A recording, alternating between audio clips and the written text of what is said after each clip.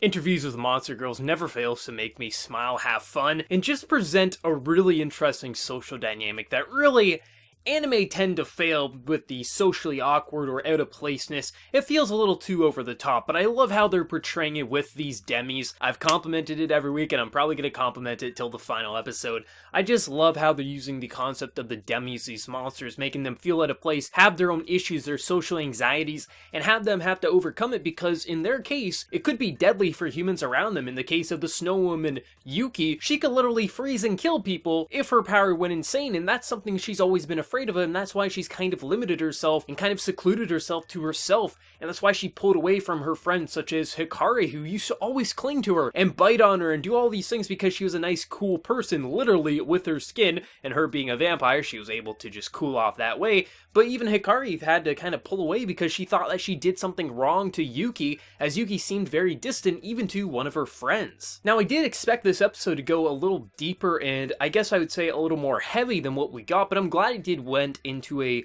more positive direction, as I'm glad we got one of those simple episodes that did dive into Yuki as a character herself a bit more, let Yuki overcome her own social anxieties, as Sensei does go in and figure out what's going on with her power, why is it kind of going off, and why is she freezing things when she doesn't sweat, when she doesn't have these issues. But of course it is actually sweat, it's just a cold sweat coming from her feet, and when she gets anxious or nervous, that's when it happens. And he pretty much says, as long as you kind of are happy, you're never going to be a danger to anyone. And the fact that she does have friends, he knows she never is going to have an issue, as she just needs to stop worrying that she is a threat, as if she's thinking she is a threat, then definitely she's going to be an issue, but she never is going to be because she's a nice person at the core. But she just had to overcome that little hump in her life, but she did with the help of Sensei and the others, and I'm really glad they portrayed it how they did it. But only about half the episode was really Yuki's struggle and things like that. The rest of it was more comedy based, and Hikari had some golden moments this episode. I mean, literally, when we see Hikari, after they kind of make up, as Hikari did think that she did something wrong, she was kind of distancing herself. And Yuki says, you know, you can cling on to me, you can latch on to me, you can do whatever you want. And Hikari asks Yuki if she can bite on her. She's not gonna suck her blood, but she's just gonna bite a little through the clothes. And she said yes. And when you see that face, that smug face of Hikari just going nom nom nom, that had me laughing. That was the best face I've seen on Hikari. I mean, Sensei has some great faces, but Hikari stole the show this week.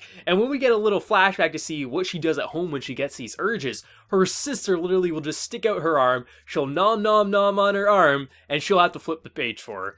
That shit had me cracking up. That is just hilarious. That's why I love Hikari as a character. She's smug, she has this kind of smart-ass attitude, but she has so many interesting quirks that you'd only see in a demi. And that's why I like all these demis, as they all have their own unique quirks. I mean, look at the Dulahan. When she gets embarrassed or just kind of anxious, her flame just goes insane on her body.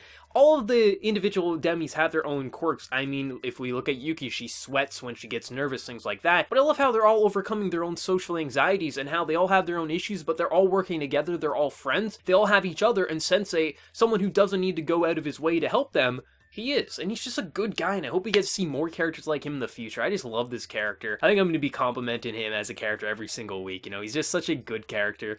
But at the core, this was a fun episode. We didn't have any animation dips like we did last week. It was a very consistent episode, voice acting still on point, but Hikari had to steal the show, despite Yuki getting some great character development, overcoming her social anxiety and her fears. Hikari with that just biting moment just stole the show for me. I love that.